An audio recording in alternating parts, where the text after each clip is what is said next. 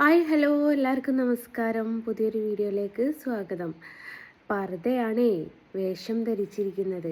അപ്പം പിന്നെ ഒന്ന് തലയിലേക്ക് അങ്ങ് ഇട്ടേക്കാം. പർദ്ദ ഇടുമ്പം തട്ടമിടൽ നിർബന്ധമായിട്ടുള്ളൊരു കാര്യമാണല്ലോ. അപ്പം കാണുന്ന ഒരുപാട് ആൾക്കാർക്ക് സന്തോഷമായിക്കോട്ടെ, പിന്നെ കുരു പൊട്ടുന്ന ആൾക്കാർക്ക് കുരു പൊട്ടിക്കോട്ടെ, കുറ്റം പറയുന്ന ആൾക്കാർ കുറ്റം പറഞ്ഞോട്ടെ, അങ്ങനെ എല്ലാം വിചാരിച്ചിട്ട് തലയിൽ ഞാൻ തട്ടിട്ടിരിക്കുന്നു. കാരണം നീ എന്തിനാടി പർദ്ദ ഇട്ട് എന്ന് അടുത്ത ചോദ്യം വരണ്ട. ഞാനൊന്ന് ഹോസ്പിറ്റലിൽ പോയതായിരുന്നു. ഒന്നുമില്ല, എന്നത്തെ പോലെയും മൈഗ്രെയിൻ ജസ്റ്റ് വന്നു, അങ്ങനെ ഹോസ്പിറ്റലിൽ പോയതാണ്. അപ്പോൾ എനിക്ക് ഏറ്റവും കംഫർട്ടായിട്ട് ഇടാനുള്ളൊരു വേഷമെന്ന് പറയുന്നത് പർദ്ദയാണ്.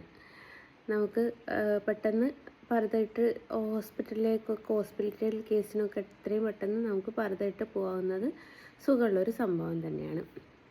അപ്പം ഞാനിപ്പം ഈ ഒരു സമയത്ത്, ഈ 1:30-2 മണി സമയത്ത് നിങ്ങളെടുത്ത് എന്ത് പറയാനാണ് വന്നത് എന്നുള്ളതും കൂടി ഒന്ന് പറഞ്ഞേക്കാം. ഞാൻ മൈഗ്രെയിൻ്റെ വേദന വന്നതുകൊണ്ട് ഗവൺമെൻറ് ഹോസ്പിറ്റലിലാണ് പോയി കാണിക്കാറ്. പൊതുവേ ഞാനിവിടെ ടോളിൻ്റെ അടുത്താണ് പോയി കാണിക്കൽ. അപ്പോൾ അവർക്ക് വെയിൻ കിട്ടാത്തൊരു പ്രശ്നമുണ്ട്. അവിടുത്തെ സിസ്റ്റർമാരൊരു 10 കുത്തെങ്കിലും കുത്തിയിട്ടേ എനിക്കൊരു വെയിൻ കിട്ടുള്ളൂ. നേരെ മറിച്ച് നമ്മുടെ ഗവൺമെൻറ് ഹോസ്പിറ്റലിലത്തെ നഴ്സുമാർക്ക് ഒരൊറ്റ കുത്തേണ്ട ആവശ്യമുള്ളൂ, അവർക്ക് വെയിൻ കിട്ടും. അതെന്തുകൊണ്ടാണെന്ന് എനിക്കറിയില്ല. ഇനി എക്സ്പീരിയൻസിൻ്റെ ആ ഒരു ഇതാണോ എന്ന് എനിക്ക് അറിഞ്ഞൂടാ. എന്ത് തന്നെയായാലും വേദന ഒരുപാട് എനിക്ക് കുറയുക, ഈ പറഞ്ഞതുപോണം ഏത് ഇഞ്ചക്ഷൻ വെക്കുന്നതിൻ്റെ വേദന ഏറ്റവും കുറയുക എനിക്ക് ഗവൺമെൻറ് ആശുപത്രിയിൽ പോകുന്ന സമയത്താണ്. അപ്പം നിനക്ക് അസുഖം വന്നത് നന്നായിക്ക് എന്നൊക്കെ പറയുന്നവർ വേറെ ഉണ്ടാവും. ഓക്കെ, കുഴപ്പമില്ല. നിങ്ങൾക്ക് കമൻ്റ് ഇടാൻ വേണ്ടിയിട്ടാണല്ലോ ഞാൻ ഇങ്ങനെ ഒരു ചാനൽ തന്നെ തുടങ്ങിയത്. അപ്പോൾ സംഭവം എന്താ വെച്ചാൽ, ഡോക്ടർ റൂമിലല്ലായിരുന്നു ഉള്ളത്. കാഷ്വാലിറ്റി അഡ്മിറ്റ് ചെയ്യുന്നിടത്ത് ഡോക്ടർക്കൊരു സ്പേസ് ഉണ്ട്, അവിടെയാണ് ഡോക്ടർ ഉണ്ടായിരുന്നത്. അപ്പോൾ ഡോക്ടർ എന്താ കാര്യം, എങ്ങനെയാണ് കാര്യം എന്നൊക്കെ ചോദിച്ചു. ഞങ്ങൾ കാര്യങ്ങളൊക്കെ പറഞ്ഞുകൊണ്ടിരിക്കുന്ന സമയത്ത് ഞങ്ങളുടെ അടുത്ത് കുറച്ച് ലോങ് സൈറ്റിലാണ് ഒരു 4-5 പയ്യന്മാരിയ്ക്കുന്നുണ്ട്. അപ്പം 4-5 പയ്യന്മാരിയ്ക്കുന്ന സമയത്ത് അതിലൊരാൾ ക്യാമറ പിടിച്ചിട്ട് ഇങ്ങനെ വെച്ചു. നമ്മളൊക്കെ ക്യാമറ ഉപയോഗിക്കൽ തുടങ്ങിയിട്ട് അല്ലെ വീഡിയോസ് എടുക്കൽ തുടങ്ങിയിട്ട് കുറേ കാലമായി എന്നുള്ളത് ഇവർക്കറിയക്കൊള്ള. നമുക്കൊരാൾ നമ്മളുടെ വീഡിയോ എടുക്കുന്നത് എങ്ങനെയാണെന്നുള്ളത് നമുക്ക് തന്നെ പെട്ടെന്ന് മനസ്സിലാവും. നമ്മളെ ഫോക്കസ് ചെയ്തിട്ട് ഒരു ഫോണ് വെക്കുന്ന സമയത്ത് നമുക്കത് പെട്ടെന്ന് ക്യാച്ച് ചെയ്യാൻ പറ്റും. അതേപോലെ ഒരു സഹോദരൻ ഫോൺ ഇങ്ങനെ എടുത്ത് വെച്ചുകൊണ്ട് നിന്നപ്പം അരുണ് ചോദിച്ചു, വീഡിയോ എടുത്ത് കഴിഞ്ഞോ എന്ന് ചോദിച്ചു. അപ്പോഴേക്കും അവർ വേഗം ഫോൺ താഴെ വെച്ചു. അപ്പോൾ ഓൾക്കൊന്നും തിരിച്ച് പറയാൻ ഇങ്ങോട്ടില്ല. തിരിച്ച് പറയാൻ എന്തെങ്കിലും ഇങ്ങോട്ട് വേണമല്ലോ അവർക്ക്.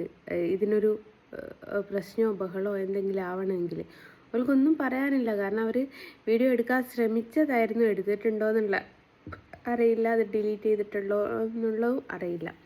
ഒരാളുടെ പെർമിഷൻ കൂടാതെ ഒരാളുടെ ഫോട്ടോസും വീഡിയോസും എടുക്കുന്നത് വളരെ മോശമാണ്. അതിൻ്റെ ഒരു ആളാണ് ഞാൻ. അപ്പോൾ നിങ്ങൾ പലരും ചോദിക്കും, നീ ഒരു സെലിബ്രിറ്റി അല്ലേ, അപ്പം നിൻ്റെ വീഡിയോസും ഫോട്ടോസൊക്കെ എടുക്കുന്നതിന് എന്താന്ന്. ഞാനിപ്പം സെലിബ്രിറ്റി സ്റ്റാറ്റസിലൂടെ ഒന്നുമല്ല ജീവിക്കുന്നത്. ഞാൻ സാധാരണക്കാരിയായിട്ടാണ് ജീവിക്കുന്നത്. അപ്പോൾ എനിക്ക് അതിൻ്റേതായിട്ടുള്ള ബുദ്ധിമുട്ടുകളും പ്രശ്നങ്ങളും ഒക്കെ ഉണ്ട് താനും. അങ്ങനെ ഇരിക്കെ ഞാൻ അവിടെ സിസ്റ്റർ ഇല്ലായിരുന്നു, ബ്രദറായിരുന്നു ഉള്ളത്. ബ്രദറിനോട് ഞാൻ ചോദിച്ചു, ബ്രദറെ, കാഷ്വാലിറ്റിയിൽ വീഡിയോഗ്രാഫി അനുവദനീയമല്ല, പിന്നെ വീഡിയോ എടുത്തത് അതെന്തിനാ എന്ന് ചോദിച്ചു. അപ്പോൾ ബ്രദറിനും അത് ഭയങ്കര ഫീലായി എന്നുള്ളത് എനിക്ക് മനസ്സിലായി. ആ ബ്രദറിൻ്റെ പേരൊന്നും എനിക്കറിയില്ല കേട്ടോ. അങ്ങനെ എന്നെ നഴ്സിംഗ് നമ്മളുടെ സിറിഞ്ചൊക്കെ കുത്തുന്ന റൂമിലേക്ക് കൊണ്ടുപോയി ട്രിപ്പിടാൻ വേണ്ടിയിട്ട് സിറിഞ്ചിട്ടപ്പോൾ ബെഡുകൾ ഒരുപാട് അവിടെ ഒഴിവാണ്. എന്നാൽ പോലും ആ ബ്രദർ ചെയ്തത് എന്താ വെച്ചാൽ, നമ്മളെ നഴ്സിങ്ങിൻ്റെ സ്പെഷ്യൽ നമുക്ക് ഇഞ്ചക്ഷനൊക്കെ വെക്കാൻ വേണ്ടിയിട്ടൊക്കെ ഉള്ള ഒരു കട്ടിൽ അവിടെ ഉണ്ട്. ചിലർക്ക് ബട്ടക്സിനൊക്കെ ഇഞ്ചക്ഷൻ വെക്കണമല്ലോ, അപ്പോൾ ഡോർ അടയ്ക്കണമല്ലോ. അപ്പോൾ അതിനനുസരിച്ചുള്ള ഒരു റൂം അവിടെ ഉണ്ട്. അപ്പോൾ എന്നോട് പറഞ്ഞു ഇവിടെ കിടന്നോ എന്ന് പറഞ്ഞു. ഇവിടെ നമ്മൾ കാഷ്വാലിറ്റിയിൽ അത്രയും ബെഡ് ഒഴിവുണ്ടായിട്ടും ഇങ്ങനൊരു ഇൻസിഡൻറ്റ് നടന്നതുകൊണ്ടാണ് ആ ബ്രദർ എന്നോട് അവിടെ കിടന്നോളാൻ പറഞ്ഞത്. അങ്ങനെ എനിക്ക് ഇത് നമ്മുടെ ട്രിപ്പ് ഇടാൻ വേണ്ടിയിട്ട് ഇഞ്ചക്ഷൻ ഇതില്ലേ അതിനെന്താ പറയപ്പാ, എന്തായാലും നിങ്ങൾക്ക് കാര്യം മനസ്സിലായിട്ടുണ്ടല്ലോ. അതിട്ട് കഴിഞ്ഞതിന് ശേഷം ട്രിപ്പും കണക്ട് ചെയ്തതിന് ശേഷം ബ്രദർ ചെയ്തൊരു കാര്യം എനിക്ക് ഭയങ്കര അഭിമാനമായി തോന്നിയൊരു നിമിഷമാണത്. ആ ഡോറ് മെല്ലെ അങ്ങ് ചാരിക്കാഞ്ഞ്. കാരണം ഇനി ആരും എൻ്റെ വീഡിയോസോ ഫോട്ടോസോ എടുക്കണ്ട എന്ന് കരുതി. നമ്മൾ അത്രമേൽ ടയേർഡായിട്ടാണ് ഒരു ഹോസ്പിറ്റലിൽ പോവുക. അവിടെ നമ്മൾ അങ്ങനെയൊക്കെ ബുദ്ധിമുട്ടിപ്പിക്കുന്ന സമയത്ത് അവരത് ചിന്തിക്കുന്നില്ല. ഒരുപക്ഷെ അവരെൻ്റെ ഫാൻസ് ആയിരിക്കാം, ചിലപ്പോൾ എന്നോടുള്ള സ്നേഹം കൊണ്ടായിരിക്കാം, ചിലപ്പോൾ എന്നോടുള്ള ശത്രുത കൊണ്ടായിരിക്കാം. പക്ഷേ എടുക്കുന്ന സ്ഥലവും സന്ദർഭവും എപ്പോഴും നോക്കണം. ഇതിനു മുമ്പേ ഒരു നടൻ മരിച്ച സമയത്ത് നടൻ്റെ ലാസ്റ്റ് നിമിഷം ഒന്ന് ആ ബോഡി കാണാൻ ചെന്ന ആളുടെ കൂടെ ജയസൂര്യ ഒരു ഫോട്ടോ ജയസൂര്യൻ്റെ അടുത്ത് വന്നൊരുത്തം ഫോട്ടോ എടുത്ത് നിങ്ങളൊക്കെ കണ്ട ഒരു സംഭവമാണ്. അപ്പോൾ എൻ്റെ കൂടെയൊക്കെ ഫോട്ടോയോ വീഡിയോയോ ആരെങ്കിലും എടുക്കുന്നുണ്ട്, എനിക്കത് സന്തോഷം മാത്രമേ ഉള്ളൂ.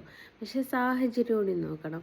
തലവേദന എടുത്ത് ഛർദ്ദിച്ച് കണ്ണും കൂടി തുറക്കാൻ പറ്റാത്ത രീതിയിൽ ഹോസ്പിറ്റലിൽ പോകുമ്പോൾ അവിടെ വെച്ചിട്ട് നമ്മുടെ വീഡിയോ ഒക്കെ എടുക്കുക എന്ന് പറയുന്നത് എത്ര മ്ലേച്ഛമായിട്ടുള്ള കാര്യമാണ്. നിങ്ങൾ എന്നെ ഒന്ന് ചിന്തിച്ച് നോക്കൂ. ഏതായാലും കൊയിലാണ്ടിത്തെ ആ ഒരു ബ്രദറിൻ്റെ അടുത്ത് എനിക്ക് ഒരുപാട് നന്ദി തോന്നി. നന്ദിയെക്കാട്ടിലപ്പുറം ബഹുമാനം തോന്നി. നഴ്സുമാർ എന്ന് പറയുന്നത് മാലാഖമാർ എന്നല്ലേ നമ്മളൊക്കെ ഉദ്ദേശിക്കുന്നത്. ഈ ബ്രദറിൻ്റെ കാര്യത്തിൽ സത്യാട്ടോ.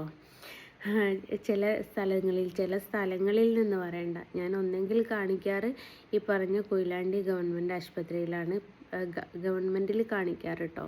അല്ലെങ്കിൽ താലൂക്ക് ആശുപത്രിയിൽ താമരശ്ശേരി താലൂക്ക് ആശുപത്രിയിലുള്ള നഴ്സുമാരോടും ഡോക്ടേഴ്സിനോടും ആയിട്ട് പറയാം, ഈ ബ്രദറിനെയൊക്കെ ഒന്ന് കണ്ടു പഠിക്കണം മക്കളെ നിങ്ങൾ. താമരശ്ശേരിയൊക്കെ പോയിട്ട് ഈ അടുത്തൊരു ഡോക്ടർക്ക് വെട്ടുകൊണ്ട് എന്ന് പറഞ്ഞല്ലോ, അതിൻ്റെ മുമ്പേ ആയിട്ട് എനിക്ക് അവിടുന്ന് ഒരു ഇൻസിഡൻ്റ് ഉണ്ടായിരുന്നു. ഞാനത് വീഡിയോ എടുത്ത് പോസ്റ്റ് ചെയ്യാൻ പുറപ്പെട്ടപ്പം അരുണും എൻ്റെ സഹോദരിയുടെ മകനും ഉണ്ടായിരുന്നു. അവർ 2 പേരുമാണ് വിലക്കിയത്. കാരണം എനിക്ക് ഒരുവിധം മെഡിസിനൊക്കെ അലർജിയുള്ള ഒരാളാണ് ഞാൻ. അപ്പോൾ 1-2 മെഡിസിൻ മാത്രമേ എൻ്റെ ശരീരത്തിൽ ഏൽക്കുകയും ചെയ്യുള്ളൂ. മൈഗ്രെയിൻ അങ്ങനൊരു സംഭവമുണ്ട്. മൈഗ്രെയിൻ്റെ ഡെത്ത് കൂടും തോറും, ഡെത്ത് എന്ന് പറഞ്ഞാൽ മരണം അല്ലേന്ന് ചോദിച്ചിട്ട് ഇപ്പോൾ ആൾക്കാർ വരും. ഇതിൻ്റെ ആഴം കൂടും തോറും ഇതിന് മെഡിസിൻ നമ്മുടെ ശരീരത്തിൽ ഏൽക്കാത്തൊരവസ്ഥ വരും.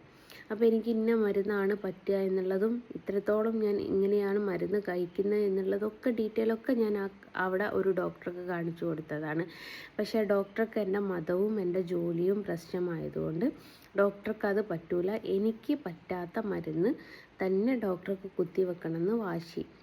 അപ്പോൾ ഞങ്ങൾ അവിടുന്ന് മെഡിസിൻ എടുക്കാതെ പോന്നു. കാരണം എൻ്റെ ജീവിതം മറ്റൊരാൾക്ക് പന്താടാൻ വെച്ച്, അതും ഒരു ഡോക്ടർക്ക് പന്താടാൻ വെച്ച് കൊടുക്കേണ്ടതല്ലല്ലോ. അതുകൊണ്ട് അതിനെപ്പറ്റി സംബന്ധിച്ച് ഞാനൊരു വീഡിയോ ചെയ്തിട്ടുണ്ടെന്ന് വിചാരിച്ചിട്ടുണ്ടായിരുന്നു. താമരശ്ശേരി ഹോസ്പിറ്റലിൽ മതവും ജാതിയും വർഗവും ഒക്കെ നോക്കിയിട്ടേ ട്രീറ്റ്മെൻറ്റ് നടത്തുള്ളൂ എന്ന് പറഞ്ഞിട്ട്, പിന്നീടാണ് ഡോക്ടർക്കൊരു വെട്ട് കൊണ്ടു എന്ന് പറഞ്ഞിട്ട് പിന്നെ ഈ കുറച്ച് കാലങ്ങൾക്ക് ശേഷമാണ് അങ്ങനെ ഒരു ന്യൂസ് കേൾക്കുന്നത്. അന്നപ്പോൾ നിങ്ങളൊക്കെ പറയുന്നുണ്ടല്ലോ ഡോക്ടർമാർക്ക് സെക്യൂരിറ്റി നിർബന്ധമാണ്, ഡോക്ടർമാർക്ക് അങ്ങനെയാണ് ഇങ്ങനെയാണ്. നിങ്ങൾ താമരശ്ശേരി ഹോസ്പിറ്റലിലൊന്ന് പോയി നോക്കാണ്ട് മണിക്കൂറുകളോളം ക്യൂ നിന്നാൽ ആ ഡോക്ടറെ കാണാൻ പറ്റും. കൊയിലാണ്ടി ആശുപത്രിയിലൊക്കെ ഒരേ സമയം 3 ഡോക്ടേഴ്സൊക്കെയാണ് ഉണ്ടാവുക. ഈ 3 ഡോക്ടേഴ്സും 3 പേഷ്യൻറ്റിനെ ഒരുമിച്ച് നോക്കും. അതും കാഷ്വാലിറ്റിയിലാട്ടോ പറയുന്നത്. ഒ പിയിലത്തെ കഥയൊന്നുമല്ല പറയുന്നത്, കാഷ്വാലിറ്റിയിലെ കഥയാണ്. പക്ഷേ നേരെ മറിച്ച് താമരശ്ശേരി ആശുപത്രിയിൽ കാഷ്വാലിറ്റിയിൽ ഒരൊറ്റ ഡോക്ടറും ഉണ്ടാവും. അതിലുപരി ആ ഡോക്ടർക്ക് അങ്ങോട്ടും ഇങ്ങോട്ടും ഓടാനേ നേരം ഉണ്ടാവും, പേഷ്യൻസിനെ നോക്കാൻ നേരം ഉണ്ടാവില്ല. ചിലർ എമർജൻസി ആയിട്ടൊക്കെ വന്ന് ബ്ലഡൊക്കെ ഇങ്ങനെ ഒഴുകി പോയിട്ടും തിരിഞ്ഞു നോക്കാത്ത ഒരുപാട് കേസുകളുണ്ട്. ഒരിക്കൽ അരുൺ അവിടുന്ന് ബഹളം കൂട്ടിയിട്ടുണ്ട്. നിങ്ങൾ ആളനുസരിച്ച് അവർക്ക് പറ്റുന്ന ആൾക്കാരെ അവർ വേഗം വേഗം കയറ്റി വിടുക, പറ്റാത്തവർ മണിക്കൂറുകളോളം അവിടെ കാത്തു നിൽക്കുക. പൈസ ഉണ്ട് എല്ലാവരും ഗവൺമെൻറ് ആശുപത്രിയിലേക്ക് പോകാൻ നിൽക്കില്ല, അവരവരുടെ പ്രൈവറ്റ് ഹോസ്പിറ്റലിൽ പോയിട്ട് പെട്ടെന്ന് ട്രീറ്റ്മെൻറ്റ് നടത്തും. പക്ഷെ അതൊന്നും നോക്കാതെ പൈസ ഇല്ലാത്തത് കൊണ്ടാണ് ഇങ്ങനെ ഒരു ഭിക്ഷ എന്ന പോലെ അവർ നിൽക്കുന്ന ഒരു ഗതികേട് വന്നത്. ഇതൊക്കെ ആരോഗ്യമന്ത്രി കേൾക്കുകയോ കാണുമോ എന്നൊന്നും എനിക്കറിയില്ല. പറ്റുമെങ്കിൽ നിങ്ങളിതൊന്ന് ഷെയർ ചെയ്ത് ആരോഗ്യമന്ത്രിൻ്റെ അടുത്തേക്ക് എത്തിക്കുക. അങ്ങനെയെങ്കിലും ഒരു ഉപകാരം നാട്ടുകാർക്ക് ഉണ്ടായിക്കോട്ടെ. കാരണം അസുഖം വരിക എന്ന് പറയുന്നത് ആരുടെയും തെറ്റല്ല.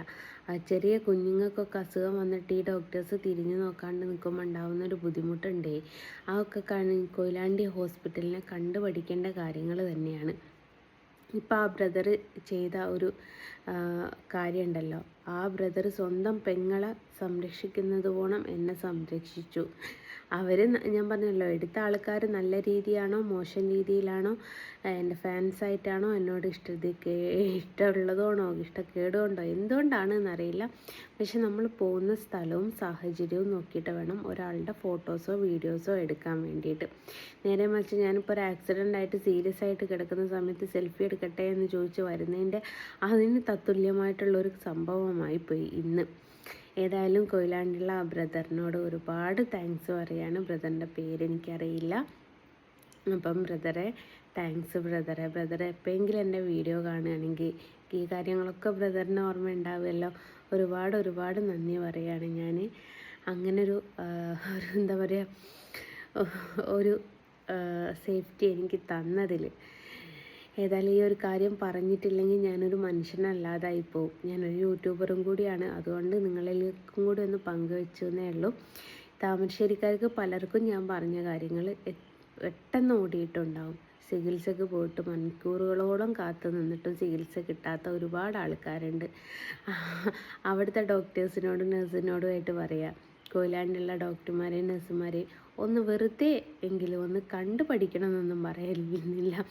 അവർ പോകുന്ന നേൽവക്കത്തൂടെയെങ്കിലും ഒന്ന് പോയിട്ട് എന്താ അവർ ചെയ്യുന്നതെന്ന് കണ്ട് പഠിച്ച് മനുഷ്യത്വം എന്ന് പറയുന്നൊരു സംഭവം കാണിക്കണം.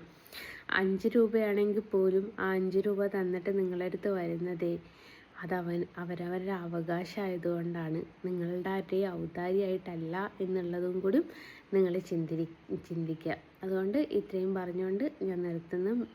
മെഡിസിൻ അടിച്ചതാണ്, ആൽക്കഹോൾ അടിച്ച് ആയ ഒരു എഫക്റ്റ് ഇപ്പം വരാൻ തുടങ്ങും.